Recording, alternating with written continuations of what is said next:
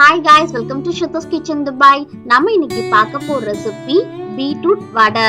ரொம்ப நல்லா கிறிஸ்பியா tea time ஸ்நாக்ஸுக்கு, கிட்ஸுக்கு ஸ்நாக்ஸுக்கு எல்லாத்துக்குமே நல்லா பெஸ்ட் காம்பினேஷனா இருக்கும். இந்த வடையை எப்படி செய்யறதுன்னு குயிக்கா பார்க்கலாம்.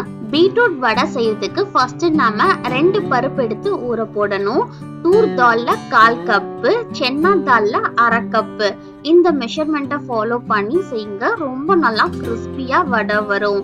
இதை ஒரு வாட்டி வாஷ் பண்ணிட்டு அது மூழ்கிற அளவு தண்ணி ஆட் பண்ணி தனியா வச்சிடலாம்.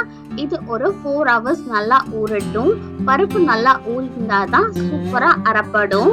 இது அப்படியே ஒரு மிக்ஸி ஜார்ல டிரான்ஸ்ஃபர் பண்ணிட்டு இது கூட காரத்துக்காக 5 வரமிளகா ஆட் பண்ணிக்கலாம். உங்களோட காரத்துக்கு ஏற்ப ஆட் பண்ணிக்கோங்க. 1/2 டீஸ்பூன் அளவு சோம்பு, 1/4 டீஸ்பூன் அளவு சால்ட் ஆட் பண்ணிட்டு இதை நல்லா ஃபைன் பேஸ்டா அரைச்சு எடுத்துக்கலாம். கொஞ்சம் திப்பியா இருந்தாலும் நல்லா தான் இருக்கும். அப்படியே நம்ம வேற ஒரு பவுலுக்கு ஷிஃப்ட் பண்ணி வச்சிடலாம். ஒரு பீட்ரூட்டை நல்லா துருவி வச்சிருக்கேன். 1 டீஸ்பூன் அளவு இஞ்சிய சாப் பண்ணி வச்சிருக்கேன். 2 பச்சை மிளகாய நல்லா குட்டி குட்டியா கட் பண்ணி வச்சிருக்கேன்.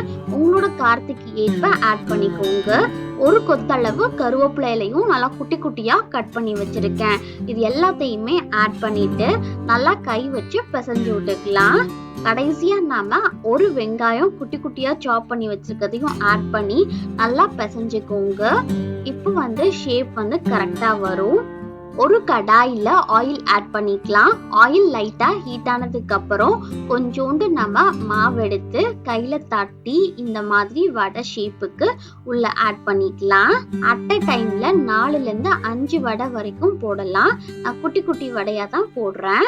ஒரு பக்கம் நல்லா வெந்ததுக்கு அப்புறம் அடுத்த பக்கம் திருப்பி போட்டு வேக வச்சு எடுத்துக்கலாம்.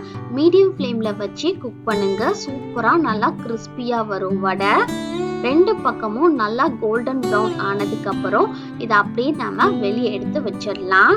அவ்வளவுதான், சூப்பரா ஆவி பறக்க பீட்ரூட் வடை ரெடி ஆயிருச்சு.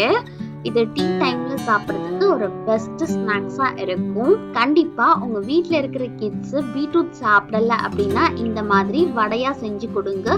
எல்லா கிட்ஸுமே நல்லா விரும்பி சாப்பிடுவாங்க.